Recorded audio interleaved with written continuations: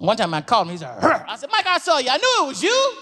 I'm sorry, because I love Rick Ross. I love him. Because Michael got to sneak in the movie right before it starts. So Michael come in there like with a ninja suit on. He's hiding and all black. All of a sudden, I'm sitting there, where's Michael? And then I turn around, he's like, hey, Chris. I'm like, oh, man. How long you been here? You forgot to cook the food. Forgot to take the day. Food wasn't no good. Keep it to yourself. You're lucky we ain't suing you. Drop the pay. Drop the pay. All of a sudden, we watching the movie. He's the loudest person in there. Really? Yeah, he's watching the movie like, hee. I said, Michael, would you shut up before people see you? I'm sorry, it was funny, Chris. Yeah. Chris's impression. Could you lift that up, please? I can't wait. No, Eddie, I need your help. It ain't working. Okay. Go like bend down. First, I'd like to thank. He said, Eddie, pull it up like I was working for him or something. And I started to do it too. I was like, yes, Mike. Wait, what am I doing? And Eddie Murphy wasn't going to let. And Michael Jackson will go to Africa on the Pacific basis of fighting the scourge of AIDS and economic development.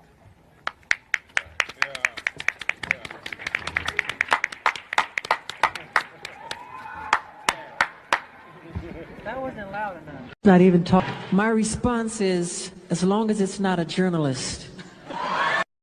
Most people knew Michael Jackson as the king of pop, a perfectionist, a global superstar whose every move was watched by millions. But behind closed doors, there was one person who could make Michael Jackson completely lose his composure. One person who could turn the most famous entertainer on earth into a laughing fan. That person was Chris Tucker. Their friendship wasn't built on business. It wasn't built on publicity.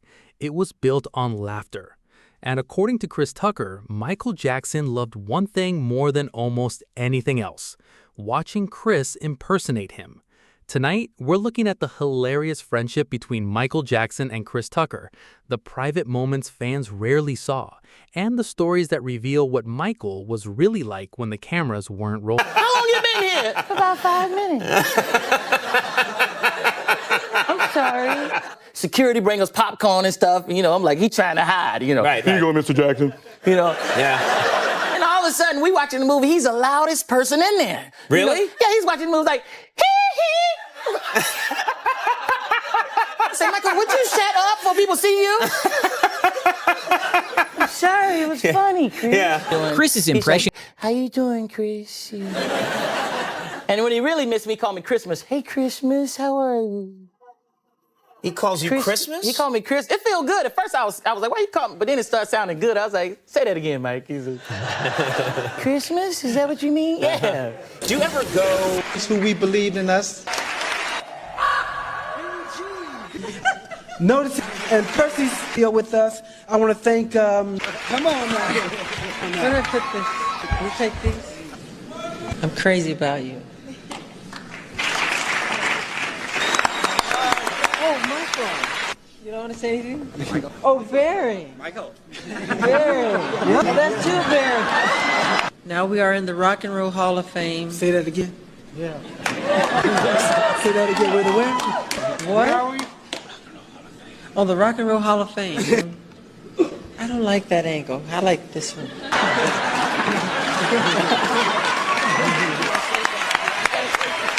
You moved into my house in California and ate up everything. You and Tito were stars. Michael was a little shaky. He loved having animals around him. Did you ever get to meet Bubbles, the chimp? Yeah, I met Bubbles, but Bubbles... Michael had like a real zoo at his house. He had a facility, a thing that was so big that giraffes was walking around in it like, ugh.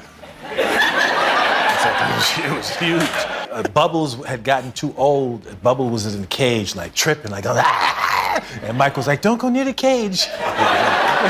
Michael Jackson and Mike Tyson. By the late 1990s and early 2000s, Michael Jackson's fame had reached levels almost impossible to comprehend.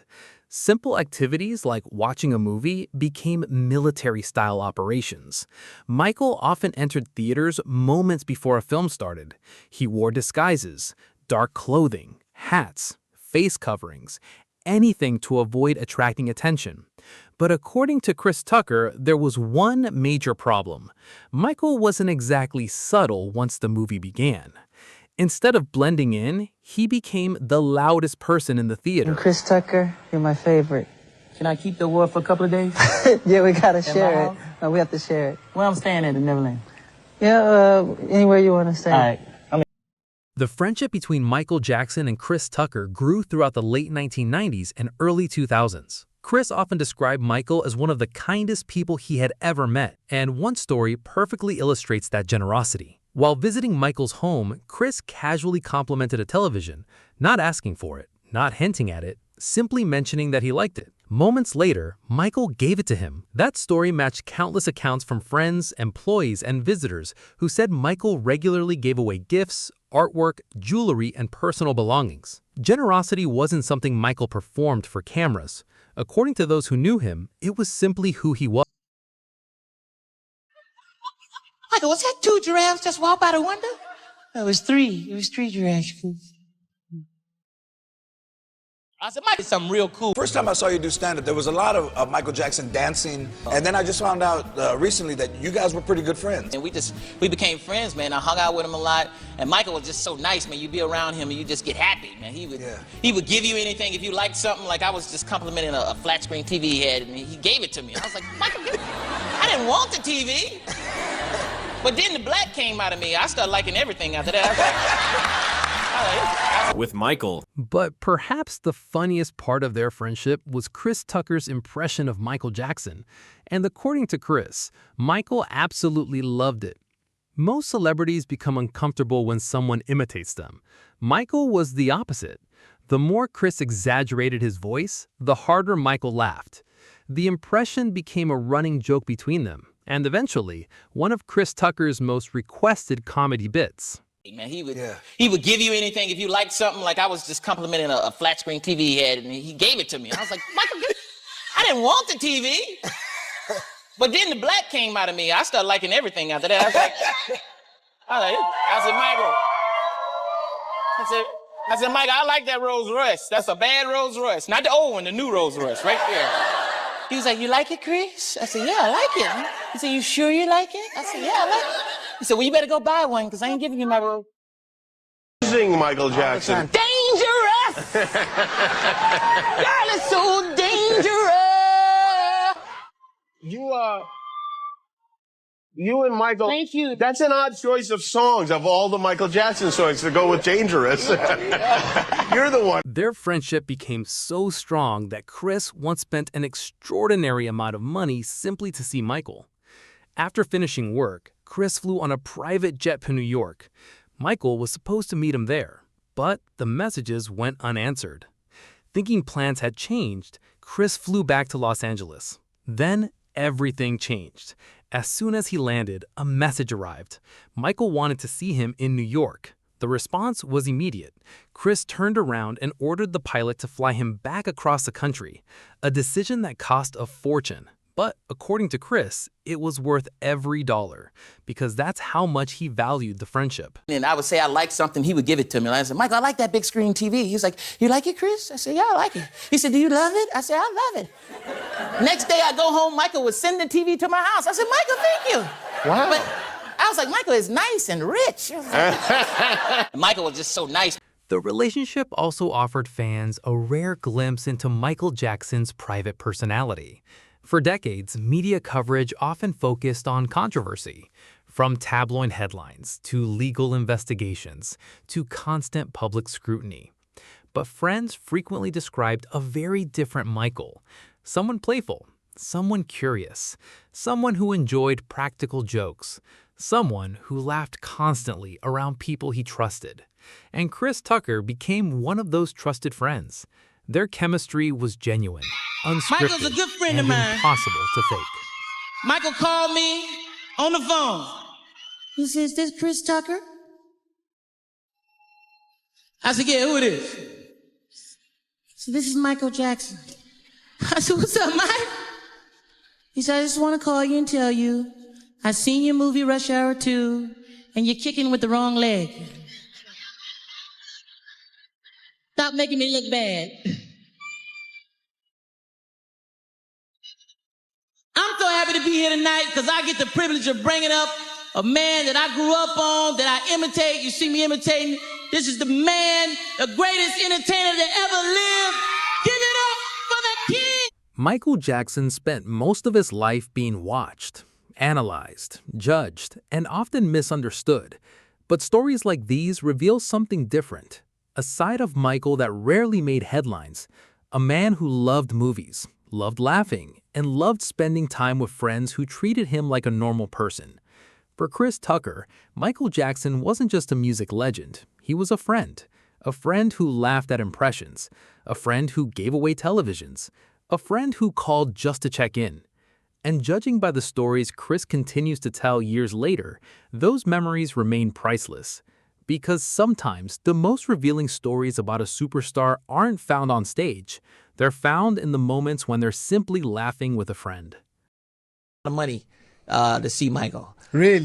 Yeah, because I took a private plane to New York. I took a private plane to New York because Michael told me, you know, when you finish Rush Hour, come see it. So I knew he was there. I called him before I went because I was going there for something else. Yeah. And I kept leaving a message. Michael, I'm in New York. If you're around, I'd love to see you.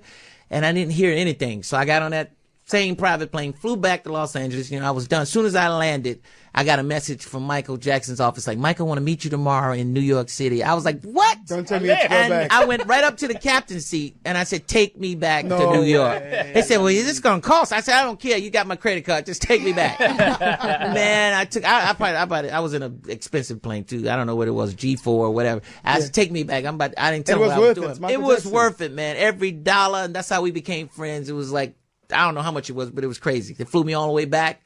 The guy said, cool. The pilots went right back up in the air. They had enough time. They could fly some more. So that's how I met Mike. Was he really as giving as everybody says he was? Oh yeah, he was. Cause he was like, anytime that I wanted to go to Neverland, like, you know, I would just call him, Michael, I want to come up to Neverland. He said, of course, sure, come on up.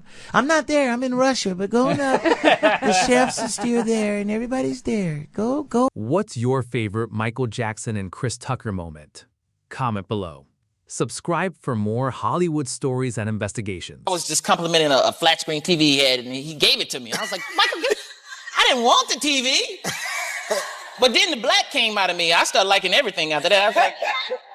I said, Mike, I like that Rolls Royce. That's a bad Rolls Royce. Not the old one, the new Rolls Royce, right there. He was like, you like it, Chris? I said, yeah, I like it. He said, you sure you like it? I said, yeah, I like it. He said, well, you better go buy one, because I ain't giving you my Rolls. You can see him realize. One time we went to a mall. Michael forgot he was famous. He was like, I gotta go to the mall. Go to the mall. And we finally said, Michael, you can't go in the mall, man. You forgot who you are. He said, well, let's go. And the only thing was in the car was a Spider-Man mask. So Michael said, I'll put this on. We'll go in and we get. I said, Michael, you can't do that. Spider-Man ain't gonna just be walking through the mall. They gonna know it's you, Michael. He's like, no, he won't. Chris, it'll work. It'll work. We go in the mall and he was getting away with it until people figured it out because I was with him and he was like, Chris, is that Michael Jackson in that Spider-Man mask?